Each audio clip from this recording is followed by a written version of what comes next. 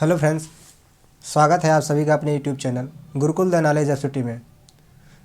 दोस्तों, आज की वीडियो में हम 13 जनवरी को एसएससी जीडी एग्ज़ाम में पूछे गए सभी जीके और जीएस के प्रश्नों का एनालिसिस करने वाले हैं। तो आइए वीडियो को स्टार्ट करते हैं और वीडियो के अंत में मैं इसका पीडीएफ लिंक डिस्क्रिप्शन बॉक्स में दे दूँगा, तो आप चाहें तो वहाँ से पीडीएफ भी डाउनलोड कर सकते हैं। और इससे पहले यदि आप मेरे चैनल पर नए हैं तो चैनल को सब्सक्राइब जरूर कर दीजिएगा। तो आइए वीडियो को स्टार्ट करते हैं। पहला प्रश्न पूछा गया था कि उत्तर प्रदेश के राज्यपाल कौन हैं? तो इसका सही आंसर था आनंदीबेन पटेल। आनंदीबेन पटेल ये उत्तर प्रदेश की राज्यपाल हैं। अगला प्रश्न पूछा गया था कि दूसरी पंचवर्षीय योजना कब लागू हुई थी?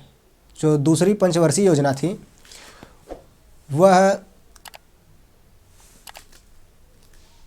1956 से लेकर 1961 तक चली थी और यह किस मॉडल पर आधारित थी? तो यह महालनोबिस मॉडल पर आधारित यह योजना थी। अगला प्रश्न पूछा गया था कि मौर्य वंश का अंतिम शासक कौन था? तो इसका सही आंसर है जो मौर्य वंश का अंतिम शासक था वह बृहद्रथ था और इसका जो शासनकाल है वो 187 से लेकर 180 ईस्वी तक है। कहीं कहीं पर यह 187 से लेकर 185 भी दिया है, तो आप देख लीजिएगा कि ऑप्शन में क्या था, उसी अकॉर्डिंग इसका आंसर देना दिया जाना चाहिए था। और बात करें मौर्य वंश का संस्थापक कौन था, तो वह चंद्रगुप्त मौर्य था और उसके बाद जो जिसका शासन आया था वो बिंदुसार था। और इसकी जो हत्या थी, बृहद्रथ की हत्या, इसके सेनापति पुष्यमित्र शुंग ने कर दी थी और उसके बाद उसने शुंग वंश की स्थापना की थी। अगला क्वेश्चन पूछा गया था कि भारतीय ओलंपिक संघ की स्थापना कब हुई थी? तो इसका सही आंसर है 1927 में हुई थी। अगला प्रश्न था कि 1950 में संविधान लागू होते समय इनमें से संविधान में क्या शामिल नहीं था? तो वो था, ऑप्शन में था मौलिक कर्तव्य, तो यह उस समय शामिल नहीं था। इसको 42वें संविधान संशोधन द्वारा संविधान में जोड़ा गया था। अगला प्रश्न पूछा गया था कि कूद नृत्य किस राज्य से संबंधित है? तो यह जम्मू कश्मीर का एक प्रसिद्ध नृत्य है। अगला प्रश्न था बस्तर विद्रोह कब हुआ था? तो बस्तर विद्रोह जो है वो 1910 में हुआ था और यह विद्रोह जो था 16 फरवरी से लेकर 10 मई तक चला था। ये अंग्रेज़ों के खिलाफ वहाँ के आदिवासी लोगों द्वारा किया गया विद्रोह था।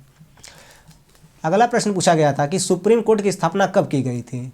तो शायद ऑप्शन में था 1 अक्टूबर 1937, तो यही होगा। उस समय जब इसकी स्थापना की गई थी तो इसे फेडरल कोर्ट ऑफ इंडिया के नाम से जाना जाता था और इसको 1950 में 28 जनवरी 1950 को सुप्रीम कोर्ट के रूप में बदल दिया गया। मतलब जो फेडरल कोर्ट ऑफ इंडिया था उसको सुप्रीम कोर्ट ने रिप्लेस कर दिया।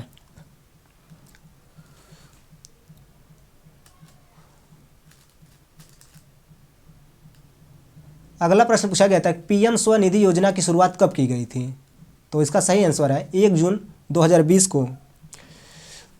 और यह जो योजना है यह मिनिस्ट्री ऑफ हाउसिंग अर्बन के अंतर्गत आता है और यह योजना के क्या था इसमें, तो जो गली में ठेला वो लगाते हैं या दुकान, जो सड़क पर दुकान लगाते हैं, उनके लिए ऋण देने की व्यवस्था इस योजना के अंतर्गत की गई थी। अगला प्रश्न पूछा गया था कि 2018 में एशियन गेम्स का मोटो अर्थात थीम क्या था? तो इसका सही आंसर एनर्जी ऑफ एशिया। अगला प्रश्न पूछा गया था कि कौन से अभिनेता 2022 में पश्चिम बंगाल से लोकसभा से निर्वाचित हुए हैं? तो आप सभी को पता होगा शत्रुघ्न सिन्हा जो है वह पश्चिम बंगाल से टीएमसी जो वहाँ की पार्टी है, अखिल भारतीय तृणमूल कांग्रेस, उसके सीट से चुनाव लड़े थे और आसनसोल सीट से यह विजयी हुए थे। अगला प्रश्न पूछा गया था कि भारत में माइक्रो फाइनेंस कौन नियंत्रित करता है? तो भारत में जो माइक्रो फाइनेंस है उसको आरबीआई नियंत्रित करती है, यानी रिजर्व बैंक ऑफ इंडिया नियंत्रित करती है। अगला प्रश्न पूछा गया था कि हरित क्रांति सर्वप्रथम किस देश में प्रारंभ हुई थी? तो इसका सही आंसर है मैक्सिको में। और बात करें भारत में हरित क्रांति, तो ये 1967-68 के आसपास भारत में हुई थी और इसमें भारत में जो हरित क्रांति के जनक हैं वो डॉक्टर स्वामीनाथन को माना जाता है और ये सबसे पहले भारत में पंजाब में हुई थी और इसका जो प्रभाव पड़ा था सबसे ज़्यादा वो गेहूं पर पड़ा था। और विश्व स्तर पर जो नॉर्मन बोरलॉग है वो मेक्सिको के रहने वाले थे, तो सर्वप्रथम मेक्सिको में ही हरित क्रांति हुई थी। अगला प्रश्न है बास्केटबॉल की नेट की ऊंचाई कितनी होती है, अर्थात जो बास्केटबॉल होता है उसमें जो जाली लगी रहती है उसका जो नेट होता है उस जाली की ऊंचाई कितनी होती है, तो ये लगभग 10 फीट के आसपास होती है, अर्थात 3 मीटर के आसपास होती है। अगला प्रश्न पूछा गया था कि राजधानी दिल्ली के सीएम कौन है, तो आप सभी को पता है कि अरविंद केजरीवाल जो है आम आदमी पार्टी के, वे राजधानी दिल्ली के सीएम हैं। अगला प्रश्न पूछा गया था कि सीबीएसई के अध्यक्ष कौन है, तो इसका सही आंसर है निधि छब्बर, ये सीबीएसई की अध्यक्ष है। अगला प्रश्न था कि 2011 की जनगणना के अनुसार भारत में पुरुष की साक्षरता दर कितनी रही है, तो आप सभी को पता है कि 80.9% 2011 की जनगणना के अनुसार भारत में पुरुष की साक्षरता दर रही है। अगला प्रश्न पूछा गया था कि सागरमाला परियोजना किससे संबंधित है, तो इसका सही आंसर है भारत के बंदरगाहों के आधुनिकीकरण से। अगला प्रश्न था कि सोडियम को किस में रखा जाता है, तो सोडियम को केरोसिन में रखा जाता है, अर्थात मिट्टी के तेल में रखा जाता है, क्योंकि बाहर रखने पर यह आग पकड़ लेता है यानी जलने लगता है। अगला प्रश्न था माइटोकॉन्ड्रिया के केंद्र में क्या नहीं होता है, तो इसका आंसर तो मुझे नहीं मिला, लेकिन मैं बता देता हूँ कि माइटोकॉन्ड्रिया के केंद्र में क्या क्या होता है, तो राइबोसोम होता है, क्रिस्टाइड होता है, डीएनए होता है और मैट्रिक्स और इनर मेम्ब्रेन होता है। इसके अलावा जो ऑप्शन में रहा होगा वही आपका आंसर होगा। अगला प्रश्न था कि भारतीय संविधान में संघवाद को कहाँ से लिया गया है, तो भारत जो संघीय व्यवस्था है उसे कनाडा से भारतीय संविधान में ग्रहण किया गया है। अगला प्रश्न पूछा गया कि ईडन गार्डन स्टेडियम कहाँ स्थित है, तो आप सभी को पता है कि ईडन गार्डन स्टेडियम जो कलकत्ता में स्थित है और यह क्रिकेट का एक बहुत बड़ा स्टेडियम है और इसकी स्थापना जो हुई थी वो 1864 ईस्वी में हुई थी। और जो ईडन इसका नाम पड़ा है वहाँ के जो तत्कालीन उस समय के गवर्नर थे जनरल लॉर्ड ऑकलैंड ईडन, उनकी बहनों के नाम पे इसका नाम रखा गया है ईडन गार्डन। अगला प्रश्न पूछा गया था कि भोपाल झील का निर्माण कब हुआ था, तो भोपाल झील का निर्माण जो हुआ था 11वीं शताब्दी में हुआ था। इसको बड़ा झील भी कहते हैं भोपाल झील को। अगला प्रश्न था किस एक्ट के तहत किसी भारतीय नागरिक द्वारा बिना लाइसेंस शस्त्र रखना अथवा उसका व्यापार करना एक दंडनीय अपराध है, तो यह था भारतीय शस्त्र अधिनियम 1878। जो यह अधिनियम था वह लॉर्ड लिटन के शासनकाल में आया था, मतलब उस समय यहाँ के गवर्नर वही थे और 1878 में आया था। और एक बात और याद रखिएगा कि जो प्रथम दिल्ली दरबार का आयोजन था वो भी इन्हीं के शासनकाल में मतलब हुआ था और उसी समय वर्नाकुलर प्लेस एक्ट भी आया था। और वर्तमान में देखा जाए कि भारत को आज़ादी मिलने के बाद तो 1959 में फिर से एक भारतीय शस्त्र अधिनियम लाया गया जिससे जो बिना लाइसेंस के शस्त्र जो रखना है वो मतलब एक तरह से अपराध माना गया है। अगला प्रश्न पूछा गया कि चौधरी अजीत सिंह जिनका निधन 2021 में हुआ है वह किस पार्टी के संस्थापक थे, तो इसका जो सही आंसर है वह है राष्ट्रीय लोकदल के संस्थापक हैं। और यह जाट समुदाय के एक प्रसिद्ध नेता हैं और जो इनकी पार्टी है यूपी के पश्चिमी भाग में यानी मेरठ जो है वहाँ पर यह सक्रिय है। और एक बात और याद रखिएगा जो चौधरी अजीत सिंह हैं इनके पिता का नाम स्वर्गीय चौधरी चरण सिंह था और वह भारत, आपको पता है कि वह भारत के पूर्व प्रधानमंत्री भी रह चुके हैं। अगला प्रश्न पूछा गया था कि 2019 में साउथ एशियन गेम्स का आयोजन कहाँ किया गया, तो इसका सही आंसर है काठमांडू में किया गया था। और काठमांडू के साथ साथ ही ये नेपाल, जनकपुर, पोखरण, तो काठमांडू, पोखरण और जनकपुर मतलब ये तीनों जगहों पर इसका आयोजन हुआ था। और ये कब तक चला था, तो 1 दिसंबर से लेकर 10 दिसंबर 2019 तक इसका आयोजन हुआ था। अगला प्रश्न है कि बुद्ध चरित्र के रचनाकार कौन थे, तो इसका सही आंसर है अश्वघोष। अगला प्रश्न है संघ, राज्य और समवर्ती सूची किस अनुसूची में रखी गई है, तो यह 7वीं अनुसूची में रखी गई है जिसमें केंद्र और राज्यों के मध्य जो शक्तियों का विभाजन किया गया है वह संघ सूची, राज्य सूची और समवर्ती सूची के आधार पर ही किया गया है। और एक बात और है जो समवर्ती सूची है उसे ऑस्ट्रेलिया से लिया गया है।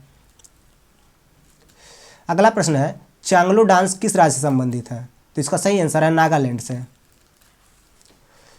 अगला प्रश्न पूछा गया था कि खर्ची पूजा में कितने देवी देवताओं की पूजा की जाती है, तो इसका सही आंसर है 14 देवी देवताओं की पूजा की जाती है। अगला प्रश्न पूछा गया था कि वर्तमान में सबसे अधिक ऊर्जा का उपयोग किस स्रोत के माध्यम से होता है। तो आप सभी को पता है कि अभी प्रेजेंट टाइम में तो ऑयल के माध्यम से हो रहा है, लगभग 39% ऊर्जा यहीं से प्राप्त होता है। अगला प्रश्न पूछा गया था कि लाल बाल पाल का पूरा नाम क्या था। तो इसका सही आंसर है लाल बाल पाल। तो लाल से लाला लाजपत राय, बाल से बाल गंगाधर तिलक और पाल से बिपिन चंद्र पाल, और ये बंग भंग आंदोलन के प्रमुख नेता रहे हैं। अगला प्रश्न पूछा गया था कि खेलो इंडिया यूथ गेम का आयोजन पहली बार कहाँ हुआ था। तो इसका सही आंसर है नई दिल्ली में। और जो इसका पहली बार आयोजन 2018 में हुआ था, उस टाइम जो इसका नाम था वह खेलो इंडिया स्कूल गेम था, लेकिन बाद में इसका नाम बदलकर 2019 में खेलो इंडिया यूथ गेम कर दिया गया था। अगला प्रश्न पूछा गया था कि फास्ट फूड में क्या होता है। तो आप सही को, तो जो फास्ट फूड होते हैं वह बहुत अस्वस्थकर होते हैं, उनमें वसा होता है, यानी फैट बहुत ज़्यादा होता है। अगला प्रश्न पूछा गया कि खाना पकना कौन सा परिवर्तन है। तो आप सभी को पता है कि रासायनिक परिवर्तन है, क्योंकि इसे पुनः उसके मूल रूप में प्राप्त नहीं किया जा सकता है। अगला क्वेश्चन था कि स्थिरता के साथ विकास कौन सी पंचवर्षीय योजना का उद्देश्य था। तो इसका सही आंसर है चौथी पंचवर्षीय योजना का यह उद्देश्य था।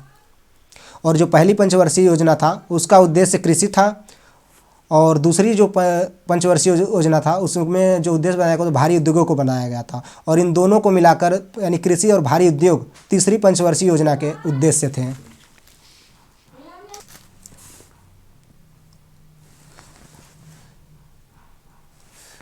अगला प्रश्न है नागालैंड का सेकरनेई फेस्टिवल कितने दिन तक मनाया जाता है। तो इसका सही आंसर है 10 दिनों तक मनाया जाता है।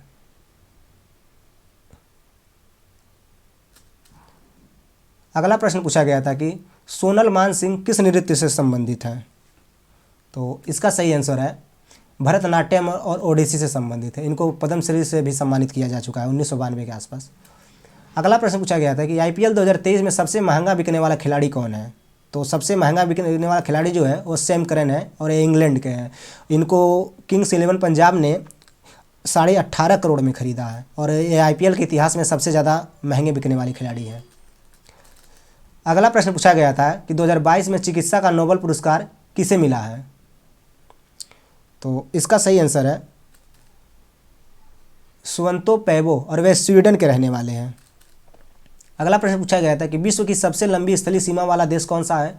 तो वह है कनाडा, और दूसरे नंबर पर देखा जाए तो रसिया है।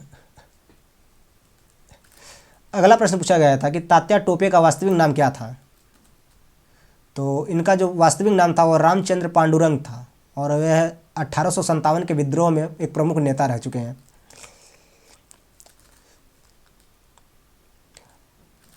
अगला प्रश्न पूछा गया कि वर्तमान समय में FSSAI के अध्यक्ष कौन है। तो इसका सही आंसर है रीता तेवतिया।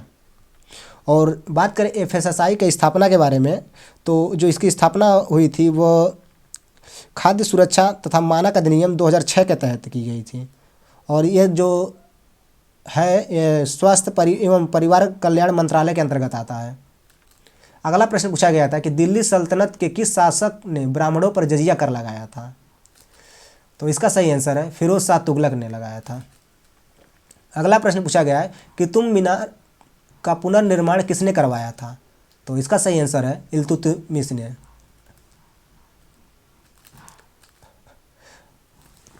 अगला प्रश्न पूछा गया था कि प्रथम बौद्ध संगति का आयोजन कहाँ हुआ था। तो इसका सही आंसर है राजगीर में। और इसका अगला क्वेश्चन पूछा गया कि अनुच्छेद 114 किससे संबंधित है। तो ये अनुच्छेद 114 विनियोग विधेयक से संबंधित है।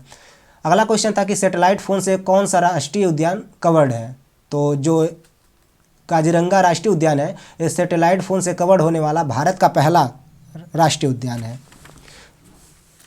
तो दोस्तों यह था 13 जनवरी को SSC GD एग्जाम में पूछे गए सभी GK और GS के प्रश्न। यदि वीडियो आप सभी को पसंद आया है तो वीडियो को लाइक करें और अपने दोस्तों के साथ शेयर करें, और साथ ही साथ चैनल को सब्सक्राइब करना ना भूलें। तो मिलते हैं अगले वीडियो में, तब तक के लिए धन्यवाद।